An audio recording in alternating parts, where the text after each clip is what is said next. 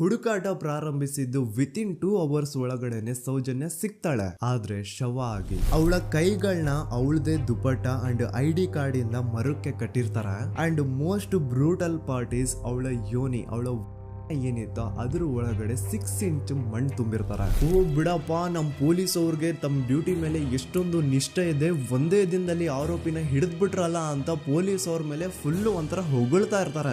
ಆದ್ರೆ ಪಾಪ ಜನರಿಗೆ ಎಲ್ಲಿ ಗೊತ್ತಿತ್ತು ಈ ಕೇಸ್ ನ ರಿಯಲ್ ಆರೋಪಿ ಬೇರೆ ಯಾರೋ ಇದಾರೆ, ಪೊಲೀಸ್ ಅವರೇ ಈ ಕೇಸ್ ನ ಮಿಸ್ಲೀಡ್ ಮಾಡೋದಕ್ಕೆ ಸುಮ್ನೆ ಸಂತೋಷ್ನ ಅರೆಸ್ಟ್ ಮಾಡಿದ್ದಾರೆ ಅಂತ. ಪೊಲೀಸ್ ಅವರು ಈ ಕೇಸ್ ಅಲ್ಲಿ ಕರಪ್ಟ್ ಆಗಿದ್ದಾರೆ, ಪೊಲೀಸ್ ಅವರೇ ಸತ್ಯ ಮುಚ್ಚಿಡ್ಲಿಕ್ಕೆ ಟ್ರೈ ಮಾಡ್ತಿದ್ದಾರೆ. ಹಾಗಾಗಿ ಈ ಕೇಸ್ ನ ಇನ್ಮುಂದೆ ಪೊಲೀಸ್ ಅವರಲ್ಲದೆ CBI ಅವರು ಇನ್ವೆಸ್ಟಿಗೇಷನ್ ಮಾಡಬೇಕು, ಈ ಕೇಸ್ ನ CBI ಒಪ್ಸಿ ಅಂತ ಅಗೇನ್ ಪ್ರೊಟೆಸ್ಟ್ ಗಳು ಸ್ಟಾರ್ಟ್ ಆಗ್ತವೆ. ಸೌಜನ್ಯ ಕೇಸ್ ಒಂದೇ ಅಲ್ಲ, ನಾರಾಯಣ ಹಾಗೂ ಯಮುನಾ ಕೇಸಲ್ಲೂ, ವೇದವಲ್ಲಿ ಕೇಸಲ್ಲೂ, ಆ ಬ್ಯಾಂಕ್ ಮ್ಯಾನೇಜರ್ ನ ಕೇಸಲ್ಲೂ ಹಾಗೂ ಪದ್ಮಲತಾ ಕೇಸಲ್ಲೂ ಸೀದಾ ಡೈರೆಕ್ಟ್ ಡೌಟ್ ಬರೋದೆ ಊರಿನ ಗೌಡ್ರ ಮೇಲೆ. ಸೌಜನ್ಯ ಕೇಸ್ ಬಿಟ್ಟು ಆ ಇನ್ನೊಂದು ಕೇಸ್ ಯಾವುದು, ಅದಕ್ಕೂ ಸಂತೋಷ್ಗೂ ಏನ್ ಸಂಬಂಧ, ಅದ್ರಲ್ಲಿ ಯಾಕೆ ಸಂತೋಷ್ನ ಪೊಲೀಸ್ ಅವರು ಫಿಟ್ ಮಾಡಿದ್ರು ಅಂತ ಪ್ರತಿಯೊಂದು ಹೇಳ್ತೀನಿ.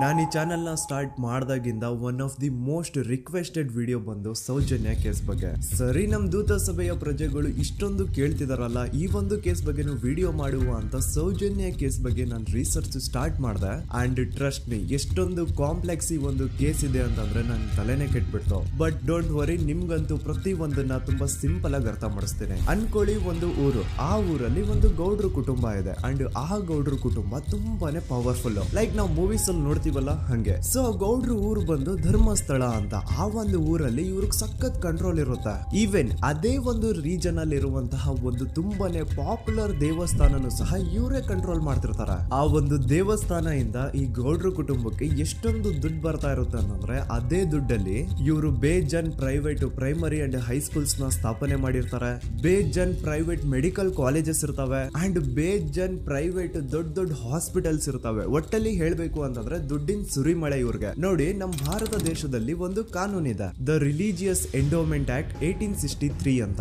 ಬೇಸಿಕಲಿ ಈ ಒಂದು ಕಾನೂನು ಏನ್ ಹೇಳುತ್ತೆ ಅಂತಂದ್ರೆ, ಭಾರತದಲ್ಲಿ ಯಾವ್ದೆಲ್ಲ ಹಿಂದೂ ಟೆಂಪಲ್ಸ್ ಇದಾವೋ ಅವೆಲ್ಲ ಗವರ್ಮೆಂಟ್ ಪ್ರಾಪರ್ಟಿ. ಆ ಹಿಂದೂ ಟೆಂಪಲ್ಸ್ ನ ಮ್ಯಾನೇಜ್ಮೆಂಟ್ ಎಲ್ಲ ಗವರ್ಮೆಂಟ್ ಕೈಗೆ ಹೋಗಿ ಗವರ್ಮೆಂಟ್ ಡಿಸೈಡ್ ಮಾಡುತ್ತೆ ಆ ಮ್ಯಾನೇಜ್ಮೆಂಟ್ ಅಲ್ಲಿ ಯಾರ್ ಕೆಲ್ಸಕ್ಕೆ ಇರಬೇಕು, ಯಾರ್ ಕೆಲ್ಸಕ್ಕೆ ಇರಬಾರ್ದು, ಅಂಡ್ ಆ ಟೆಂಪಲ್ ಇಂದ ಬರ್ತಿರುವಂತಹ ಡೊನೇಷನ್ ಅಮೌಂಟ್ ನ ಏನ್ ಮಾಡ್ಬೇಕು ಅಂತ. ಸೊ ಈ ಒಂದು ಕಾನೂನಿನ ಪ್ರಕಾರ ಗವರ್ಮೆಂಟ್ ಇಂಡಿಯಾದಲ್ಲಿ ಇರುವಂತಹ ಆಲ್ಮೋಸ್ಟ್ ಎಲ್ಲಾ ಹಿಂದೂ ಟೆಂಪಲ್ಸ್ ನ ತನ್ನ ಕಂಟ್ರೋಲ್ ಅಲ್ಲಿ ತಗೋತಾ ಇರ್ಬೇಕಾದ್ರೆ ಗವರ್ಮೆಂಟ್ ಅಫಿಷಿಯಲ್ಸ್ ಧರ್ಮಸ್ಥಳ ಶ್ರೀ ಮಂಜುನಾಥ ದೇವಸ್ಥಾನಕ್ಕೂ ರೀಚ್ ಔಟ್ ಮಾಡ್ತಾರೆ. ಅಂಡ್ ಆಗ ಇಷ್ಟು ದಿನ ಟೆಂಪಲ್ ನ ಕಂಟ್ರೋಲ್ ಮಾಡ್ತಿದ್ದಂತಹ ಆ ಗೌಡ್ರ ಕುಟುಂಬ ಏನ್ ಹೇಳುತ್ತೆ ಗೊತ್ತಾ, ಇಲ್ಲ ಇದು